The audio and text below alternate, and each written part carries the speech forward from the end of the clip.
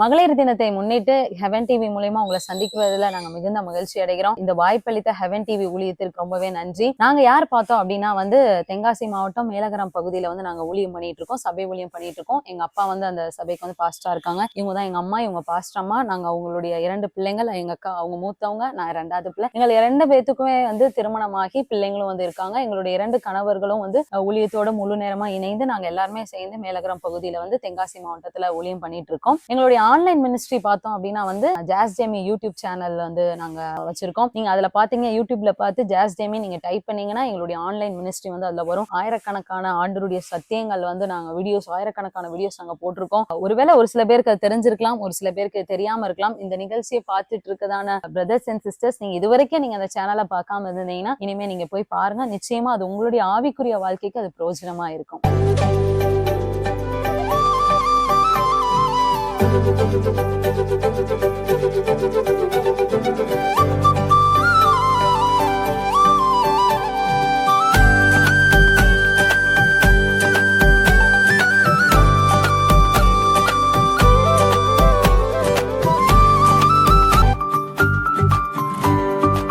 இப்ப இன்னைக்கு பாத்தீங்க அப்படின்னா அந்த பெண்கள் தினத்துல பொதுவாவே எல்லாருமே உலகத்துல உள்ளவங்களும் சரி, நம்ம ஆவிக்குரியவங்களும் சரி, நிறைய பெண்களுடைய பெருமைகளை பத்தி பேசுவாங்க. பெண்கள் எவ்வளவு சாதிச்சிருக்காங்க அதெல்லாம் நிறைய பேசிட்டே இருப்பாங்க. இன்னைக்கு ஆவியானுடைய நடத்திப்படி நம்ம கொஞ்சம் டிஃப்ரெண்டா நம்ம பார்க்க போறோம். ஏன்னா நாங்க ஊழியத்துல இருக்கனால அநேக பெண்களுடைய கம்ப்ளைண்ட்ஸ் நம்ம அதை அவங்களுடைய வாழ்க்கை இன்னும் நம்ம எப்படி சமாதானமா வச்சுக்கிறதுக்கு நம்ம எப்படி ஹெல்ப் பண்ணலாம் அப்படின்றதான் பத்தி பார்க்க போறோம். அதாவது இப்ப இன்னைக்கு எங்க அம்மாட்ட தான் நாங்க நிறைய கேள்விகள் கேட்க போறோம். ஏன் அப்படின்னா எங்க அம்மா போன வருஷம் தான் 30 வருஷ திருமண நாள் செலிப்ரேட் பண்ணாங்க. எனக்கு ஒரு 4 வருஷ எக்ஸ்பீரியன்ஸ், அவளுக்கு 1 வருஷ எக்ஸ்பீரியன்ஸா இருக்கு. அதனால எங்க அம்மாவுடைய வாழ்க்கைய பத்தி நாங்க ரொம்ப கேட்டு அந்த அனுபவத்தை நம்ம இன்னைக்கு தெரிஞ்சுக்கலாம். ஏன் அப்படி பாத்தீங்கன்னா, முதல்ல எங்க அம்மா ரட்சிக்கப்பட்ட மனைவியா இருந்தாங்க. எங்க அப்பா ஒரு 7 வருஷம் திருமணமாயி ரட்சிக்கப்படல, குடிகாரரா வேற இருந்தாங்க. அப்ப எப்படி அவங்ககிட்ட எவ்வளவு கஷ்டங்கள் பட்டிருப்பாங்க, அவங்களுக்கா எப்படி ஜெபிச்சிருப்பாங்கன்ற ஒரு அனுபவம். அதுக்கப்புறம் ஊழியத்துக்கு வந்ததுக்கு அப்புறம் பாஸ்டமாவா இருந்து நிறைய சகோதரிகளை பார்த்தது நிமித்தமா, அவங்க லீட் பண்ணது மூலமா அவங்களுக்கு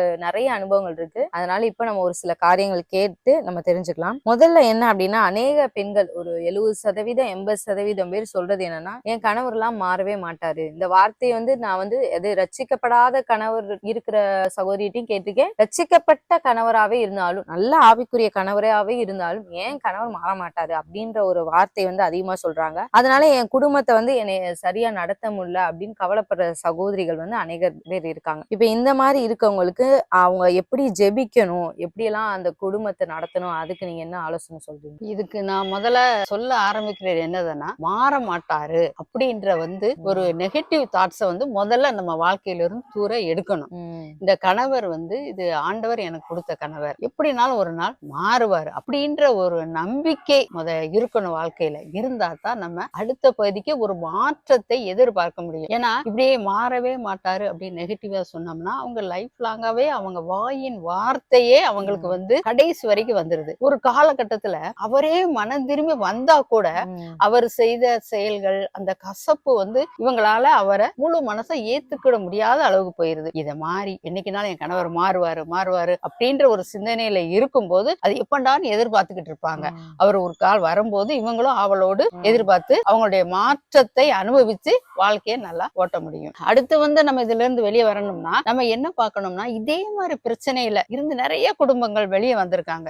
அவங்க லைஃப் ஸ்டைல் எப்படி இருந்துச்சு, அவங்க எப்படி நடத்தினாங்க, அவங்க எப்படி மாறினாங்க, இப்போ எப்படி இருக்கிறாங்க அப்படின்ற பாதையே நம்ம பார்த்துட்டே இருக்கும் போது அடுத்த பகுதியா வந்து நம்மளுக்கு அடுத்து ஒரு சக்சஸ்ஃபுல்லா இருக்கும். ரெண்டாவது வந்து வேதத்திலேயே நம்ம பார்க்கும்போது இதுக்கு முன்னாடி நம்ம பெற்ற நன்மைகளை நம்ம நினைவுறணும். ஏதோ எத்தனையோ பிரச்சனைக்கு பல நேரங்கள்ல வந்து நம்ம ஜெபிச்சு நன்மை வாங்கியிருப்போம். அதே மாதிரிதான் இந்த பிரச்சனையும் அப்படின்னு நம்ம யோசித்து அடுத்த பகுதிக்கு போகணும். பைபிள் படி பார்த்தாலுமே தாவீதை பார்க்கிறோம். கோலியாத்து பெரிய கோலியாத்து ஜெயிக்க போறாரு, அசால்ட்டா சொல்வாரு. ஏன்னா அவருக்கு முன்னாடி நடந்த அந்த நன்மைகளை வந்து நினைச்சு பார்ப்பாரு. ஒரு விஷயம் ஒரு கரடியை கொண்டிருக்கேன், ஒரு விஷயம் ஒரு சிங்கத்தை கொண்டிருக்கேன், அதே மாதிரிதான் இந்த பிரச்சனையும் அப்படின்ற மாதிரி. அதே மாதிரி நம்ம வாழ்க்கையிலையும் அடுத்து நம்ம ஜெயிச்ச நன்மைகளை யோசிக்கும் போது இப்போ கரண்டா உள்ள பிரச்சனை வந்து நம்மளுக்கு பெருசா தெரியாது. நம்ம பைபிள்ல இருந்து நம்ம ஒரு வசனம் கூட பார்க்கலாம். 1 கொரிந்தியர் 10:11 இருக்கு. இவைகள் எல்லாம் திஷ்டாந்தங்களாக அவர்களுக்கு சம்பவித்தது, உலகத்தின் முடிவு காலத்துள்ள நமக்கு எச்சரிப்பு உண்டாகும்படி எழுதப்பட்டும் இருக்கிறது. திஷ்டாங்கள்னா அதை அவங்ககிட்ட இருந்து நம்ம லேர்ன் பண்ணிக்கணும். மத்தவங்க நம்ம இதே சூழ்நிலையில போற மக்கள்லாம் வந்து எப்படி எல்லாம் அதுல இருந்து வெளியே வந்தாங்க அப்படின்னு அநேக சாட்சிகள் அதெல்லாம் பார்த்து, இல்ல பைபிள் உள்ள பெண்கள் எப்படி ஓவர் கம் பண்ணி வந்தாங்க அதெல்லாம் நம்ம லேர்ன் பண்ணும்போது நமக்கு ரொம்ப ஈஸியா இருக்கும் அப்படின்னு சொல்றாங்க. அடுத்து வந்து கணவருக்காக எப்படி ஜெபிக்கணும், இதான் வந்து அநேகர் கேட்கிற கேள்வி. கணவருக்காண்டி ஜெபிச்சு அவங்களோட ரட்சிப்பு ஒரு மாற்றத்தை பாக்குறது வந்து ரொம்ப முக்கியமான காரணம். நம்மளே ரொம்ப அப்படியே ஃபோர்ஸ் பண்ணி போக்கஸ் பண்ணி அவங்களை கொண்டு வரதை விட ஜெபத்தின் மூலமா வழி நடத்தும் போது வந்து நம்ம சீக்கிரத்துல ஒரு மாற்றத்தை எதிர்பார்க்கலாம். எப்படின்னா ஆண்டவர்கிட்ட ஜெபிக்கும் போது இந்த குடிகார கணவனா மத்தபடி எந்த இதுல அவங்க அடிமையா இருக்காங்களோ, உங்களுடைய கணவர் ஒருவேளை குடிகாரரா இல்லாம இருக்கலாம், ஆனா அவங்க பெண்கள் விஷயத்துல இதா இருக்காங்க. ஒரு சில பேர் எந்த தப்புமே செய்ய மாட்டாங்க, ஆனா அதுக்குள்ள நம்ம கணவன் மனைவிக்குள்ள அநேக மிஸ் அண்டர்ஸ்டாண்டிங் வரலாம். குடும்பத்துக்குள்ள வந்து ஒரு அண்டர்ஸ்டாண்டிங் இல்லாம,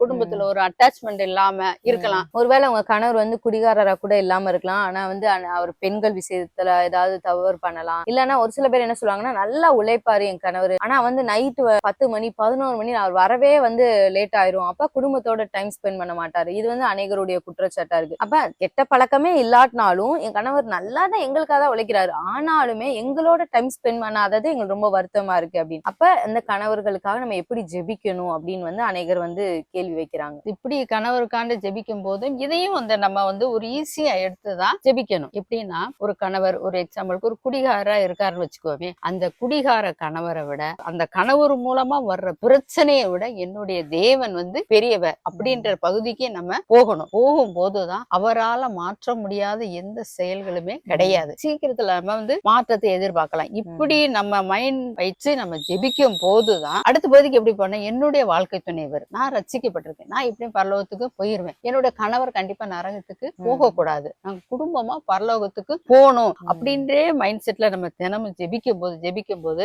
ஆண்டவர் கண்டிப்பா நம்முடைய ஜெபத்தை கேட்டு சீக்கிரத்துல ஒரு மாற்றத்தை கொடுக்கலாம். இதுல அடுத்த பிரச்சனை என்னன்னா, நம்ம கூட நம்ம கணவரை சகிச்சுக்குவோம், ஆனா மித்தவங்க வந்து உங்க கணவர் உங்க அப்பா இப்படி ஒரு பிரச்சனையில இருக்கிறாரு அப்படின்னு சொல்லும் போது அந்த ஒரு நிந்தை ஒரு அவமானம்லாம் இருக்கு பாத்தீங்களா, அதெல்லாம் வந்து வாழ்க்கையில வந்து ரொம்ப சகிக்க முடியாதது. இதெல்லாம் நம்ம ஆண்டவர் பாதத்துல கொட்டும் போது ஆண்டவர் சீக்கிரத்துல வந்து அவருக்கு ஒரு நல்ல ஒரு மாற்றத்தை தருவார். இப்படிதான் நம்ம ஜெபிக்கணும். அவர் மோசமானவரை அடிச்சு திருத்துங்க அப்படின்னா அப்படியும் கூட ஒரு ஜெபம் இருக்கு. அம்மா வந்து எங்க அப்பா வந்து கடைசியில ரொம்ப நாள் ஜெபம் பண்ணி நான் கடைசி ஸ்டெப்பா வந்து ஆண்டவர் என் கணவர் அடிச்சா திருத்துங்க அப்படின்னு சொல்லிதான் ஜெபிச்சாங்க. அதே மாதிரி ஆண்டவர் வந்து ஒரு அடி போட்டுதான், ஒரு ஸ்ட்ரோக் வியாதி வந்துதான் அவங்க வந்து அந்த குடிப்பழக்கத்துல இருந்து வெளியே வந்தாங்க. அவங்களுடைய சாட்சி எல்லாம் எங்க யூடியூப்ல இருக்கு, நீங்க பாக்குறவங்க நீங்க அங்க போய் பாருங்க, உங்களுக்கு ரொம்ப யூஸ்ஃபுல்லா இருக்கும். என்னுடைய தாட் அப்படிதான் இருந்துச்சு. அவரு முழு உருவமா இருந்த நரகத்துக்கு போறதை விட ஒரு கையோ ஒரு காலோ கொஞ்சம் சரியில்லாம கூட ஆண்டவருடைய ராஜ்யத்துக்கு வரணும் அப்படின்ற மாதிரிதான் நானு ஜெபிச்சேன்.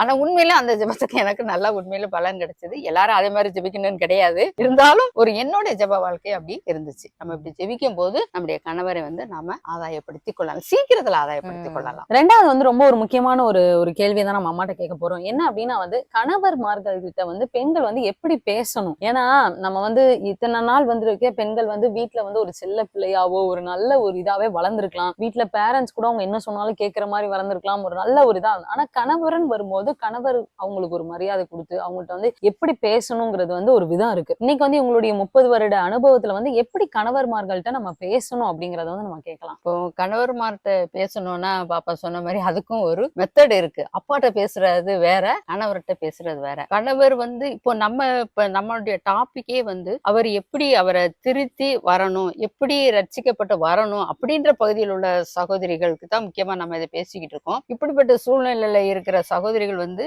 நம்மளுடைய கருத்து சரியாவே இருந்தாலும் கொஞ்சம் ஒரு ஸ்டெப் கொஞ்சம் ஒரு தாழ்ந்து பேசும்போது அந்த இடத்துல வந்து நம்ம சீக்கிரத்துல வந்து அவங்களுடைய மாற்றத்தை எதிர்பார்க்கலாம். என்ன எப்படின்னா சில சமயம் நம்ம பிள்ளைகளை நடத்துகிற மாதிரி சில கணவரை நம்ம நடத்தணும்னு யோசிப்போம். பிள்ளைங்களை நீ காலையில எழுந்திக்கும் பைபிள் படிச்சியா, ஜெபம் பண்ணியா அப்படின்ற மாதிரி நம்ம கேட்போம், கேள்வி கேட்போம். அதே வார்த்தையை வந்து போய் நீங்க பைபிள் படிச்சீங்களா, ஜெபம் பண்ணீங்களா அப்படின்றது வந்து நம்ம முக்கியமா வந்து கேட்கக்கூடாது.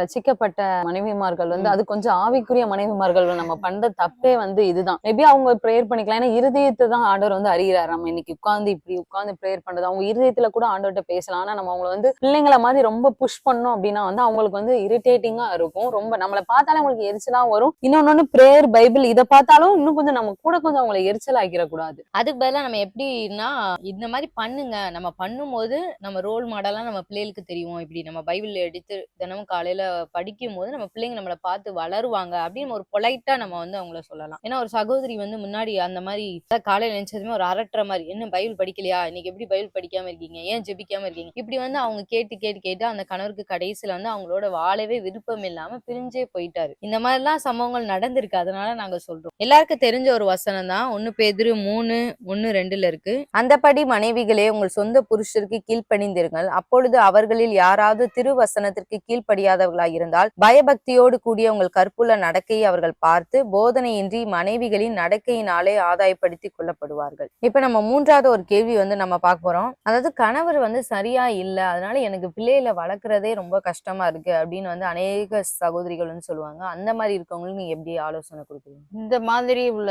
சகோதரிகளுக்கு எப்படின்னா நம்ம வந்து ஒரு முன்மாதிரியான வாழ்க்கை, முன்மாதிரியான ஒரு நடக்கை நம்மகிட்ட இருக்கணும். ரட்சிக்கப்பட்ட கணவரோ சரி ஆவிக்குள்ளா இல்லாத கணவரோ இருந்தாலுமே சில நேரங்கள்லாம் அவங்க ஆவிக்குரிய விஷயத்துல ஆலயத்துக்கு வர்ற இதுல எல்லாம் வந்து ரொம்ப தாமதம் பண்ணுவாங்க, விரும்பவும் மாட்டாங்க. சில பேர் அதே சாக்கு வச்சுட்டு இவங்களும் அந்த இதுல வந்து சோர்ந்து போயிடுவாங்க. போனா குடும்பமா போனா தானே நல்லா இருக்கும், அவர் என்னைக்கு வருவாரோ அன்னைக்கு நாங்களும் சர்ச்சுக்கு வந்துக்குருவோம் அப்படின்ற ஒரு மனநிலைக்கு போயிருவாங்க. கண்டிப்பா அப்படியே நம்ம போகவே கூடாது. அவர் எப்படி இருந்தாலும் சரி நம்ம வந்து ஆவிக்குரிய விஷயத்திலும் சரி எல்லா இதுலயும் சரி நம்ம ஒரு முன்மாதிரியா ஒரு ஸ்டெப் எடுத்து வைக்கும் போது அது வந்து ஒரு பிரயோஜனமா இருக்கும். சீக்கிரத்துல அவங்கள வந்து ஆண்டவருக்குள்ள நம்ம வழி நடத்தலாம். இது நிமித்தமாக நம்ம பிள்ளைகளையுமே நம்ம வழி நடத்தணும்.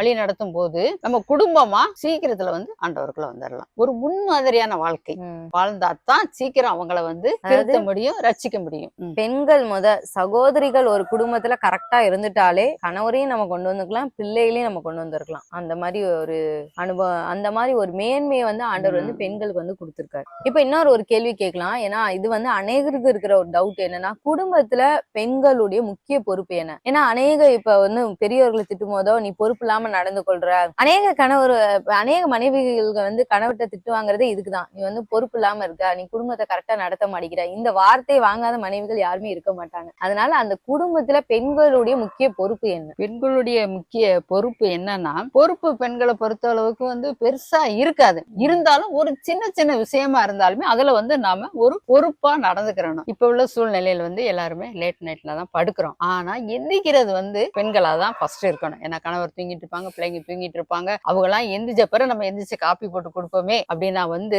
அடுத்த நம்ம வேலைக்கு போகும்போது டைமிங் அப்படியே லேட் ஆகும். இது ஒரு சின்ன விஷயமா இருந்தாலும் இதை வந்து நம்ம ஒரு பொறுப்போட நடந்துக்கணும். அவங்க எந்திரிச்ச பிறகு காப்பி போட்டு கொடுத்தோம்னா அவங்களுக்கு ஒரு 10 நிமிஷம் லேட் ஆகும். அப்படியே காலையிலேயே ஒரு வாக்குவாதம் மாதிரியே அந்த டீ போடுறதுலதான் பெரிய நிறைய வீட்டுல எல்லாரும் ஒன்னா தானே படுக்கிறோம், எல்லாரும் ஒன்னா எந்திரிச்சா அது வந்து சரி வராது. இது சின்ன சின்ன பொறுப்பு. இதே மாதிரி பல விஷயங்கள் சின்ன சின்ன வேலைகள்லாம் வீட்டுல இருக்கும். அதை வந்து ஒரு வீட்டு சூழலுங்கும் போது அந்த எல்லா பொறுப்புமே பெண்கள்கிட்ட அமைது. சமையல் எல்லா காரியமே இருக்கு. முக்கியமா பிள்ளைங்களை நடத்துறது இருக்கு. ஒரு தகப்பன் வந்து ரசிக்கப்படாத கணவனோ தகப்பனோ இருக்கும்போது பிள்ளைகளுடைய நம்ம ரொம்ப ஃபோக்கஸ் பண்ணணும். ஏன்னா பிள்ளைங்க மூலமாவும் நம்ம கணவரை வந்து சீக்கிரம் நம்ம பகுதிக்கு கொண்டு வந்துடலாம். ஏன்னா அப்படி ரசிக்கப்பட்ட சகோதரர்கள் அநேகம் மனைவியுடைய பேச்சு கேட்காதனாலும் பிள்ளைகளுடைய பேச்சுக்காவது சபைக்கு வந்தவங்க, பிள்ளைகளுடைய பேச்சுக்காக குடும்ப ஜெபத்துல உட்கார்றவங்க, பிள்ளைகளுடைய பேச்சுக்காக பைபிள் எடுத்து படிக்கிறவங்க, அப்படி அநேகர் வந்து இருக்கிறாங்க. அதனால வந்து ஒரு சின்ன சின்ன பொறுப்பா இருந்தாலும் நம்ம பைபிள்ல சொன்ன மாதிரி புத்தி உள்ள ஸ்திரீ தன் வீட்டை கட்டுகிறாள் அப்படின்னு. புத்தி வீட்டை கட்டினா உடனே வந்து பெரிய 4 மாடி வீட்டை கட்டிட முடியாது. ஒவ்வொரு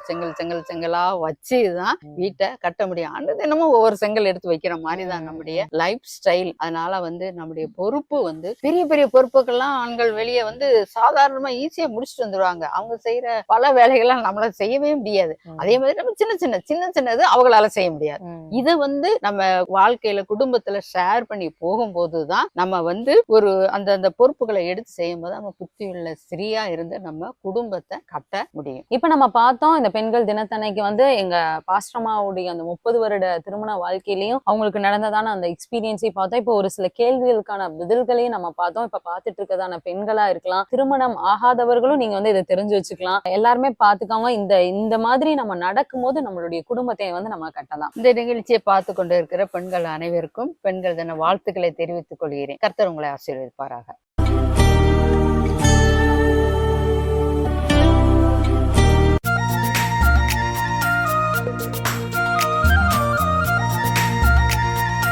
Thank you.